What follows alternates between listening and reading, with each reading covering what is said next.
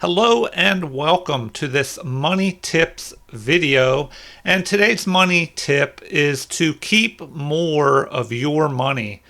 And so everybody could use more money. A lot of people are struggling out there, and you can't let your money go to waste. And you need to keep as much of your money as you can. And that is definitely true when it comes to investing. So I just started this Nick Butts Finance channel, and today I will be talking about how you can keep more of your money when it comes to investing in stocks and mainly index funds and mutual funds. So there is usually a fee required to be paid out, an expense ratio, where whoever you buy this fund from, and if you're asking what a stock fund is, well, basically, when you invest, you can buy individual stocks, which can be more risky because if you put all your money in one stock and then that stock has difficulties or goes bankrupt, you could lose a lot of your money or all of it. So something that may be a little bit safer. And also, one thing I would like to say, I'm not a financial expert or advisor. These are my opinions. So if you do need expert financial advice, please go to a professional. But these tips are my experience, what I've learned, over decades of trying to figure out how to invest money, how to improve myself financially. So back to funds, stock funds. It can be more risky to invest in one stock, an individual stock, but to reduce your risk, you can invest in a fund of stocks.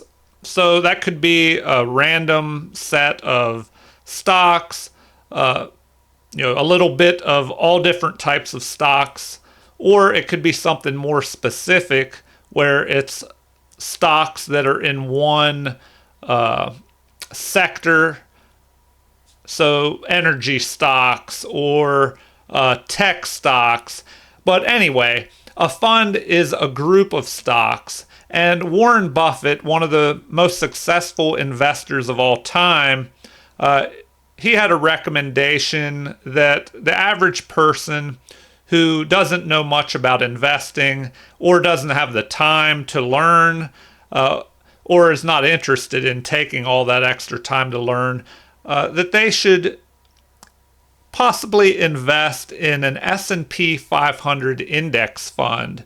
And so an index fund covers an index such as the S&P 500, which is 500 of the largest U.S. companies that have been around for decades, and they've already weathered the ups and downs, especially the downturns and recession, and so they've survived, and they are more stable and safer companies, possibly. Now, anything is possible, but if you have to choose and you want safety, an S&P 500 index fund would be safer, as these are bigger, more secure companies. And just remember, stocks do go up and down. But back to the main point here, keeping more of your money. So let's say that you're getting your finances in order. You have produced a budget to figure out how much money you can save, and you start saving money. You have an emergency fund for unexpected items or emergencies. That way you don't have to go in debt using credit cards. Well, once you have a budget and an emergency fund, and you've decided that you want to invest some money, and you're thinking about the stock market, well, a good place to start may be the S&P 500 index fund, and different companies offer this fund, which is basically a bundle. It's 500 of the well, to make this easier, the fund is a grouping of these 500 companies. So when you buy into that fund, it is like you are owning a little piece of all of those 500 companies. And usually they're weighted more towards the top companies. So here's an example: you have 500 companies, maybe you receive 1% of your money that you invest, it goes into Apple shares because that is a bigger, more solid company. And then, maybe you have 1% in Microsoft or, some of the larger companies. And then as it goes down, you may only have a 0.5% or 0.25% and a smaller amount in those smaller companies towards the bottom of the list of 500. So, the main thing I want to talk about here is when you're investing in index funds or mutual funds, there's usually an expense ratio involved. So this can vary widely from less than 1% to more than 1% or even 2 or 3%. So generally, you have to remember that the higher that expense ratio is, the more that you're going to pay out to whoever you are having manage this fund for you. And so there are things to remember. There are actively and passively managed funds. So an actively managed fund, they're probably going to buy and sell stocks more often in that fund. And so they will charge you more to do this. And paying more is not always the best thing to do. In some circumstances, you may not even make as much money because it is very hard, even for professionals, to predict what the stock market is going to do. So if they are buying and selling a lot of stocks, that may be making the company more money with a higher expense ratio at the expense of you not bringing in as much return over the long term. And so here's a good example. So let's say you invest $500 in an index fund, and then every year you put $500 a month in there. So you're putting in $6,000 a year into this fund, and you do that for 30 years. And for the S&P 500, for the last 100 years, the average return has been somewhere around 10%. Maybe it is a little bit lower recently, but I'll just put 10% in there, a nice round number.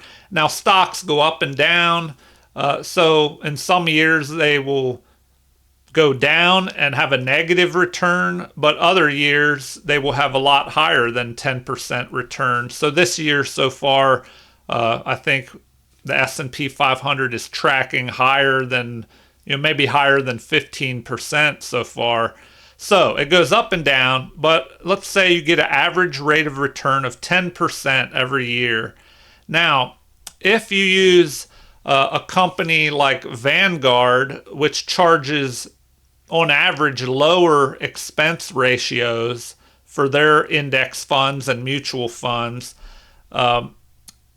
you will see how if they charge 0.05 on an expense ratio, so that's 0.05%, well then after $500 upfront, $500 a month, which is $6,000 a year, for 30 years with a 10% return and this low expense ratio, you will end up accumulating $1,094,000.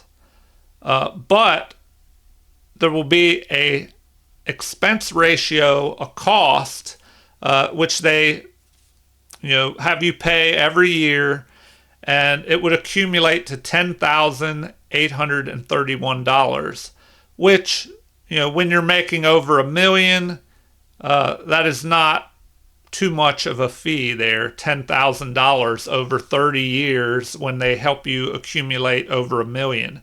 But now let's take a look at what happens if you go to a more expensive company where they charge even 0.25% for their expense ratio. So once again, the same thing, $500 up front, $500 a month for 30 years, and a 10% rate of return. But now you have 0.25% every year that you're paying out in this higher expense ratio. Well, now we'll see the cost of these fees jump. It has jumped up here to over $50,000. So now you've made this $1,094,000, but they're keeping $50,000 of it. So a huge difference there. And this can skyrocket. So some companies will charge for an expense ratio 1%. And so now if we take a look, this is crazy. So now out of your $1,094,000, they are keeping almost $200,000 in fees, and you're only taking back less than $900,000 now.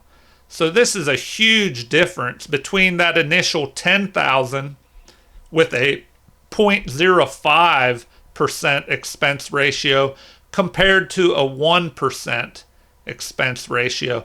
And it just gets worse the higher this expense ratio is.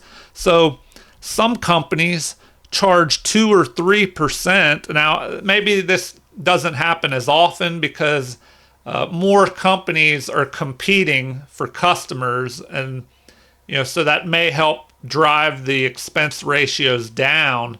But some actively managed funds, could be charging 3%. So now if we calculate that, this is just insane. So now out of your $1,094,000 here, they're keeping $484,000. So huge number. It's almost approaching half of all the money you make. They're keeping it just by taking 3% as an expense ratio here. So I urge anyone, now I'm not a professional or an expert, this is just my opinion, but I would definitely urge the average person, if you're thinking about investing in stocks, and especially index funds, mutual funds, have a hard look at these expense ratios, know exactly what the fees are and the expense ratios. That way you know how much, what percentage they're going to be taking every year, because the larger amount that they take in fees, that is more of your money that is being taken away and not being allowed to accumulate with compounding interest and grow over time. So, a huge difference. So 484,000. And if we go back to, like the Vanguard company, I know they have some lower, some of the best expense ratios. So it's, even if it was 0.01, or excuse me, 0.05 is what we looked at earlier. 0.05 compared to this 3%. Now they would only be taking $10,000 of your money compared to almost $500,000. So this is extremely important. I urge anyone that is considering investing in index funds, do your homework, do research, watch not just my videos, but other videos out there. Do a little bit of research and homework before you decide. And, Vanguard is a decent place to start because they usually have lower fees and expense ratios. So, I would suggest taking a look at them if you're thinking about investing in index funds or mutual funds. And remember, Warren Buffett himself, one of the greatest investors of all time, recommends a good place to start for the average person is to invest in an S&P 500 index fund. And then from there you can look into other things if you're still interested in doing the research. All right, well, this video has gone on a little while here, so I hope this money tip has helped you to learn how to keep more of your money. So definitely check out those expense ratios and avoid giving way too much of your money to some of these companies. And they may try and tell you, oh, well, this is an actively managed fund and we will beat the average of the market, and it's worth it to pay us extra money. Well, they're not always able to do that. So most people that are trying to beat the market, it's a lot more difficult than you think. So usually it is just an excuse for them to grab more of your money, and then you don't end up making more than what you pay out to them. So especially if you were paying a 3% interest rate or expense ratio rate, and then they only give you 1% above the market or 2%, well, then you're just not even recovering, that 3% that you're losing. But also that 3% is money that you don't have compounding. It's taking away from what you're able to invest. All right, well, I will end it there. I hope you enjoyed this video. If you have, please like and subscribe to my Nick Butts Finance channel. So I'm Nick Butts. Leave comments or suggestions on what you think or anything you would like me to do a video on. And if any of you out there are interested in chess as well, I also have a Nick Butts chess channel that you could check out. All right, thank you everyone and have a great day.